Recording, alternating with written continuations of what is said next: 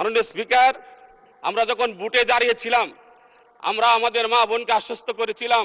আমাদের মা বোন জানতে চাইতো যে আমাদের ব্রাহ্মণবাড়িয়া বাংলাদেশের সবচেয়ে বড় গ্যাস ক্ষেত্র, এখানের গ্যাস সারা বাংলাদেশে যা, কিন্তু আমরা পাই না। আমরা তাদেরকে আশ্বস্ত করেছিলাম যদি আমরা নির্বাচিত হই আপনাদের কথা আমরা এই মহান সংসদে বলবো। মাননীয় স্পিকার, আপনার মাধ্যমে মাননীয় জ্বালানি মন্ত্রীকে দৃষ্টি আকর্ষণ করে বলতে চাই, আমাদের ব্রাহ্মণবাড়িয়ার গ্যাস ব্রাহ্মণবাড়ির মানুষ পায় না, কিন্তু সারা বাংলাদেশে সেটা আপনার এই গ্যাস মানুষ ব্যবহার করছে।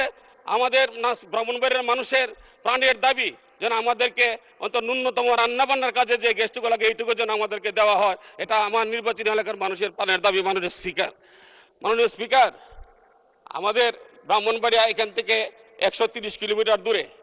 এই 130 কিলোমিটার রাস্তা আসতে কোনো সময় আমাদের লাগে 5 ঘন্টা, কোনো সময় লাগে 6 ঘন্টা।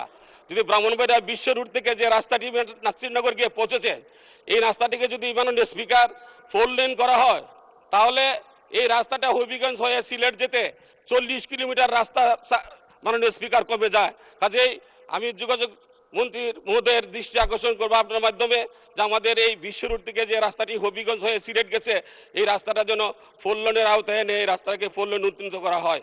মাননীয় স্পিকার, মাদক এখন শুধু আমাদের উপজেলা না, আমার মনে হয় সমগ্র বাংলাদেশের একটা বেদিতে পরিণত হয়েছে। এই মাদক যদি আমরা নির্মূল করতে না পারি তাহলে আমাদের যুব সমাজ ধ্বংস হয়ে যাবে।